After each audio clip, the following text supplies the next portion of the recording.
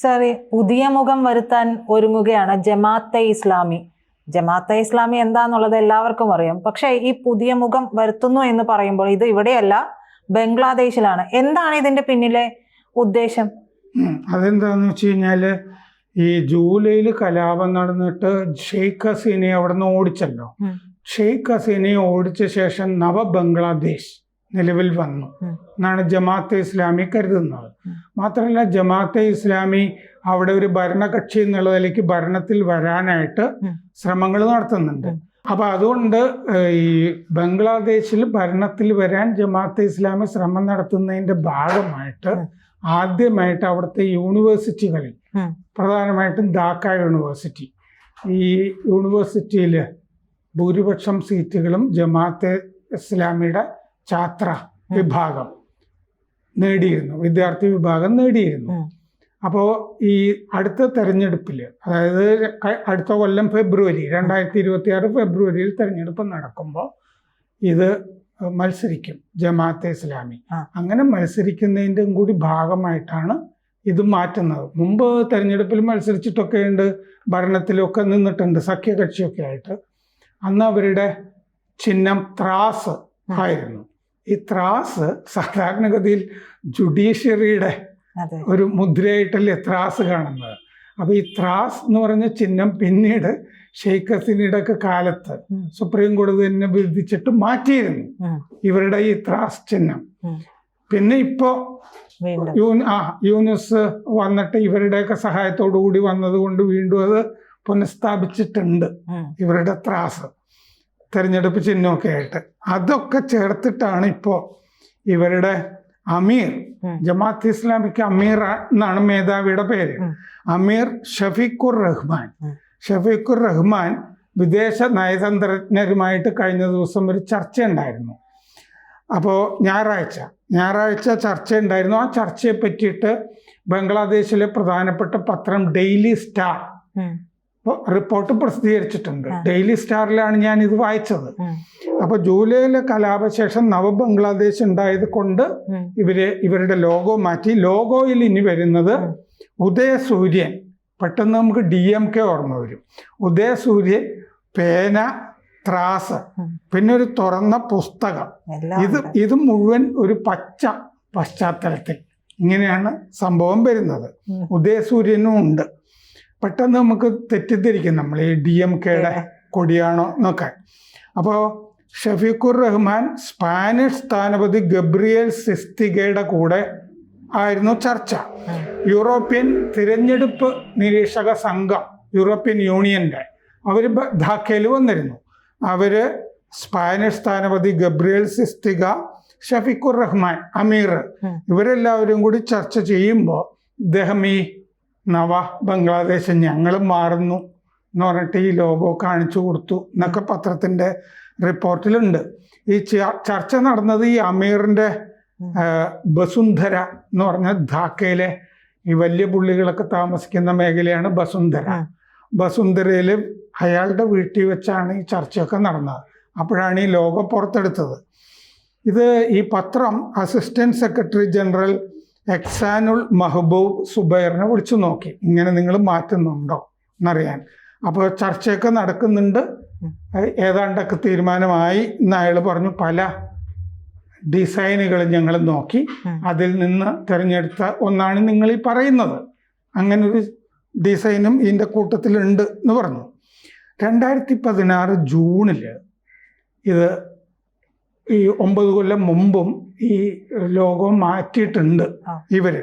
അന്ന് മാറ്റിയത് എന്താന്ന് വെച്ച് കഴിഞ്ഞാൽ ബംഗ്ലാദേശ് എന്ന് പറഞ്ഞ വാക്ക്, ആ പദം ഉണ്ട് അതിൻ്റെ അകത്ത്. അത് ചുവന്ന പശ്ചാത്തലത്തിൽ, ചുവന്ന ബാക്ക്ഗ്രൗണ്ടിൽ ബംഗ്ലാദേശ് എന്ന് എഴുതിയിട്ടുണ്ട്. പച്ച പശ്ചാത്തലത്തിൽ ജമാഅത്തെ ഇസ്ലാമി എന്ന് എഴുതിയിട്ടുണ്ട്. ഇത്രേ ഉണ്ടായിരുന്നുള്ളൂ ലോഗോയിൽ. ഈ വേറെ ചിത്രപ്പണികളും ഒന്നും ഉണ്ടായിരുന്നില്ല അന്ന് മാറ്റിയപ്പോൾ. മുമ്പ് ഈ പറഞ്ഞ പോലെ തെരഞ്ഞെടുപ്പ് ചിഹ്നമായിരുന്നു ത്രാസ്, ഇപ്പൊ ലോഗോയിലുള്ളത്. പിന്നെ അറബി വാക്ക് ആക്കിമുദ്ദീൻ, അതും എഴുതിയിരുന്നു. ആക്കിമുദ്ദീൻ എന്ന് പറഞ്ഞാൽ ഇസ്ലാമിൻ്റെ സ്ഥാപനം എന്നാണ് അതിൻ്റെ അർത്ഥം. ആക്കിമുദ്ദീൻ എന്ന് പറഞ്ഞ് ചിത്രലിപികളിൽ എഴുതിയിരുന്നു. എന്നിട്ട് അല്ലാഹു എന്നും എഴുതിയിട്ടുണ്ടായിരുന്നു. അല്ല, എഴുതിയിട്ടുണ്ടായിരുന്നു.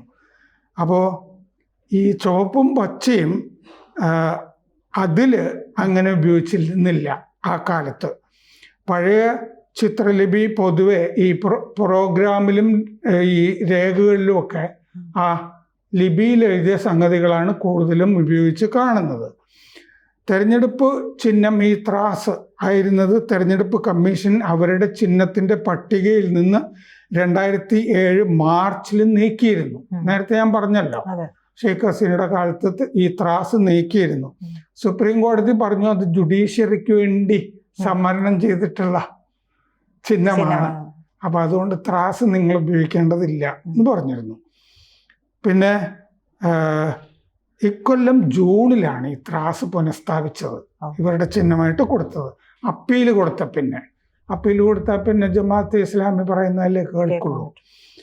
അപ്പോൾ പഴയ കാലമൊക്കെ മാറി എല്ലാം പുതിയ രൂപത്തിൽ വേണം എന്ന് ഈ അസിസ്റ്റന്റ് സെക്രട്ടറി ജനറൽ പറഞ്ഞിട്ടുണ്ട്, ജമാഅത്തെ ഇസ്ലാമി. അടുത്ത കാലത്ത് ഇതുപോലെ ഈ ജെയ്ഷെ മുഹമ്മദ് പാകിസ്ഥാനിൽ അവരവരുടെ പേര് തന്നെ മാറ്റിയിരുന്നു. അതിൻ്റെ പേര് അൽ മുറാബ് എന്ന് ആക്കി ആക്കി മാറ്റിയിരുന്നു. അൽ മുറാബുദ്ദീൻ. നമ്മുടെ അഹമ്മദ് മാഷ് അത് തിരുത്തിയിരുന്നു. അൽ മുറാബിത്തിൻ എന്നാണ് ഇംഗ്ലീഷ് റിപ്പോർട്ടുകളിൽ വന്നത്. അതങ്ങനെയല്ല, അൽ മുറാബുദ്ദീൻ എന്നാണെന്ന് നമ്മുടെ അഹമ്മദ് മാഷ് പറഞ്ഞിരുന്നു അന്ന് ചർച്ചയിൽ. ഇത് നിരോധിച്ച ഭീകര സംഘടനയാണ്. ഓപ്പറേഷൻ സിന്ദൂറിൽ അവരുടെ കേന്ദ്രങ്ങളൊക്കെ തകരുകയൊക്കെ ചെയ്തതാണ്. എന്നിട്ട് റീബ്രാൻഡ് ചെയ്യുകയാണ്. ഈ ഇസ്ലാമിനെ പ്രതിരോധിക്കുന്നവർ എന്നാണ് അതിൻ്റെ അർത്ഥം, ഡിഫൻഡേഴ്സ് ഓഫ് ഇസ്ലാം. അപ്പോൾ ഈ ആഴ്ചയാണ് അതിൻ്റെ നാമകരണ ചടങ്ങ് നടക്കുന്നത്. മസൂദ് അസറിൻ്റെ സഹോദരൻ യൂസഫ് അസറിൻ്റെ ഓർമ്മ ദിവസത്തിലാണ് അത് മാറ്റുന്നത്. അപ്പോൾ പാകിസ്ഥാൻ്റെ അകത്തെ ഓപ്പറേഷനുകളിലൊക്കെ ഈ പേരാണ് ഇനി ഉപയോഗിക്കുക എന്നാണ് റിപ്പോർട്ടുകളിൽ കാണുന്നത്. അപ്പോൾ ഇനി റീബിൽഡ്, അത് അവരുടെ ഭീകര കേന്ദ്രങ്ങളൊക്കെ തിരിച്ചു പണിയാൻ വേണ്ടി പിരിവ് നടക്കുന്നുണ്ട്. വെള്ളപ്പൊക്ക ദുരിതാശ്വാസം, ഗാസയിലേക്കുള്ള ദുരിതാശ്വാസം എന്നൊക്കെ പറഞ്ഞ് സംഗതി നടക്കുന്നുണ്ട്. ഡിജിറ്റൽ വാലറ്റുകൾ വഴി പിരിക്കുന്നുണ്ട്. അപ്പോൾ 113 മർക്കസുകൾ പുതുതായിട്ട് സ്ഥാപിക്കും. 390 കോടി രൂപ ആണ് അതിന്, 313 മർക്കസുകൾ സ്ഥാപിക്കാൻ. വെള്ളിയാഴ്ച പ്രാർത്ഥനകളിലൊക്കെ, കുത്തുബ പ്രാർത്ഥനകളിലൊക്കെ ഇത്, ജുമാ പ്രാർത്ഥനകളിലൊക്കെ ഇത് പറയുന്നുണ്ട്. അപ്പോൾ 5 ഡിജിറ്റൽ വാലറ്റുകളുണ്ട്. ഈസി പൈസ, സാദാ പേ എന്നൊക്കെ പറഞ്ഞ് അവിടുത്തെ വാലറ്റുകൾ വഴി പൈസ അയക്കാനാണ് ഗൾഫിലുള്ളവർക്കൊക്കെ നിർദ്ദേശമൊക്കെ പോയിരിക്കുന്നത്. അപ്പോൾ അവിടെ ഗാഹി ഹബീബുള്ള എന്ന് പറഞ്ഞ നഗരത്തിൽ വെച്ചിട്ടാണ് മൻസേറ ജില്ല ഈ നാമകരണ ചടങ്ങ് നടക്കുക എന്ന് പറയുന്നുണ്ട്. കമാൻഡർ മസൂദ് ഇല്യാസ് കശ്മീരി അതിന് നേതൃത്വം വഹിക്കും എന്നും ഒക്കെ പറഞ്ഞിട്ടുണ്ട്. അപ്പോൾ ഈ പഹൽഗാം ആക്രമണം 26 നവംബർ 26 മുംബൈ ആക്രമണം, യൂറി, പുൽവാമ ആക്രമണങ്ങൾ, ഇതൊക്കെ നടത്തിയ സംഘടനയാണ് ഇവർ.